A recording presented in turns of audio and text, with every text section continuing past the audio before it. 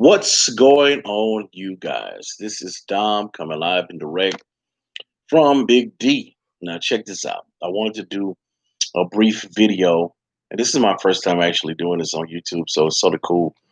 That, in my estimation, they tell you a lot of different things, but they really don't. Uh, in my estimation, they don't get to the crux of why you're struggling. But I was raised with a lot of low self-esteem, a lot of low self-worth.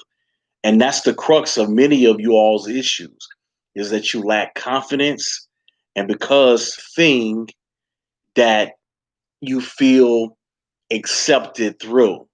So in my instance, I was rejected a lot as a child. I was teased a lot as a child. I was made to be felt like less than as a child. So the only time that I felt in control is when I was looking at that porno tape. And folks, it's a very unconscious thing.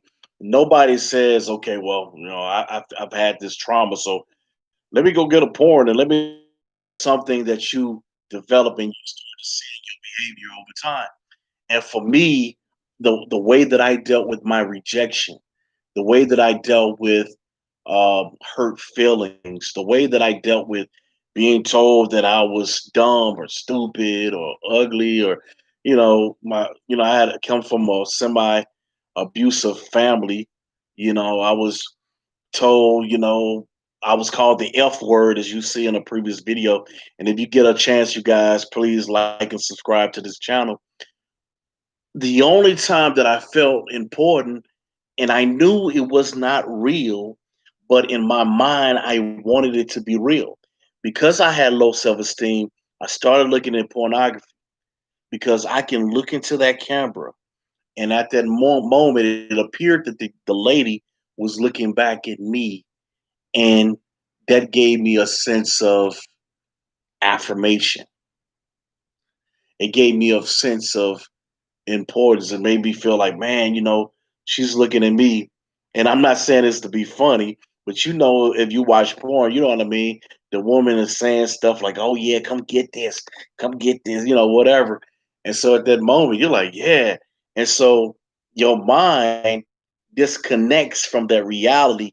You know it's not real, but your body doesn't pick up on that moment because I know as someone who struggled with porn addiction for over 17 years, closer to 20 something years, I know what it takes to finally overcome addiction.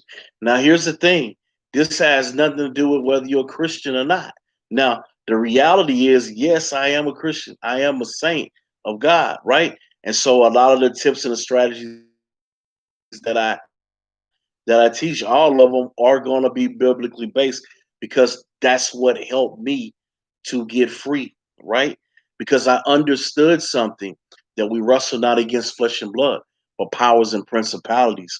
There were little things. Let me ask you guys a question real quick. Or you young ladies that's in this room, and you can comment below. How many of you have ever had sex in your dream? How many of you have ever had sex in your dream? And after you had sex in your dream, how did that feel? Like what happened? May sound like that's you have to understand that as human beings, we're tripart beings. We're spirit, we're soul, and experience. Let me say it again. We are spirits having a human experience. That's why when you go to sleep at night, have you guys ever had a dream that seems so vivid? It seems so real, and you were like, "Oh my God, I just really felt like I was there." Because when you go to sleep at night, I like it how and I'm not saying you listen to the cat, but back in the day, I heard the rapper The Game say this, and what he said actually was true. This was years ago.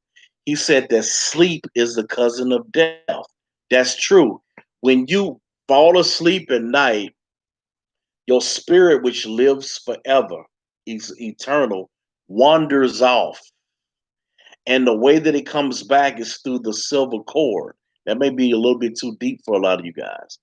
So essentially, what death is is when your spirit disconnects from that cord, right? And you don't snap back into your body.